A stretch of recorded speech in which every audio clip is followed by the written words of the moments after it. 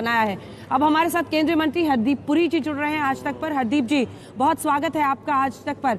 मेरा पहला प्रश्न आपसे यही कि टैक्स रिजीम में हेरा फेरी का आरोप अधीर रंजन जी लगा रहे हैं। टैक्स कट के जरिए आपने एक बहुत बड़ा टैक्स बोनांजा दिया है, एक तरह से मिडिल क्लास को राहत दी है। क्या ये चुनावी बजट अब कहलाएगा, क्योंकि 66% आपने पीएम आवास योजना में भी बढ़ाया है, आप मुफ्त राशन योजना को भी आगे ले जा रहे हैं, या फिर फिस्कल प्रूडेंस का भी ख्याल रखा गया है? बड़ी बातें आपकी नजर में इन दोनों एंगल से क्या है, हरदीप जी? अंजना जी, सबसे पहले तो मैं आपका ध्यान लाना चाहूंगा जो आंकड़े हैं और आंकड़े क्या स्टोरी बताते हैं। 9 साल पहले मोदी जी ने जब दायित्व संभाला, उससे पहले हमारी पर कैपिटा इनकम देश में 1 लाख रुपए थी। आज वो पर कैपिटा इनकम उस दुगनी होके 1,97,000 है। 9 साल पहले we were the 10th largest economy in the world. आज हम 5th लार्जेस्ट इकोनॉमी है, और ये हमारे आंकड़े नहीं है, अर्नेस्ट एंड यंग की एक स्टडी है जो कहती है कि 2040 तक द इंडियन इकोनॉमी 26 या 27 ट्रिलियन डॉलर की हो जाएगी। तो हम 5वें स्थान से 3री स्थान, और उसके बाद probably we might even become the 2nd largest economy.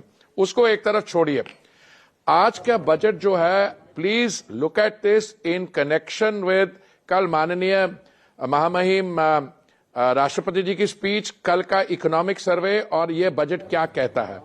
देखिए, 2 मॉडल्स होते हैं। एक मॉडल वो है जो इंडस्ट्रियलाइज्ड इकोनॉमीज ने महामारी के दौरान अडॉप्ट किया। उसमें क्या था, बड़े मैसिव स्टिमुलस पैकेजेस दिए। एक जो सबसे बड़ी अर्थव्यवस्था है दुनिया में, उन्होंने 20 ट्रिलियन डॉलर की स्टिमुलस पैकेज दिया। उससे क्या हुआ, the larger amount of money was chasing the same goods and services, और वहां इन्फ्लेशन बढ़ गई। हमारे यहां भी स्टिमुलस पैकेज था, बट वो बहुत सेंसिबल और मैच्योर तरीके से इंप्लीमेंट हुआ। आज स्थिति ये है कि हम 2 साल की कठिनाइयों के बाद we are back to pre covid levels of development, we are back to pre covid levels of economic activity. और आपका जो कैपिटल एक्सपेंडिचर को क्यों मैं इतना महत्व दे रहा हूं, क्योंकि कैपिटल एक्सपेंडिचर से इंफ्रास्ट्रक्चर बढ़ेगा। अगर 33% कैपिटल एक्सपेंडिचर में इंक्रीज होगा, तो आप देखिए केंद्रीय सरकार का कैपिटल एक्सपेंडिचर और राज्य सरकारों को भी 1 करोड़ 30 लाख ज्यादा मिलेगा।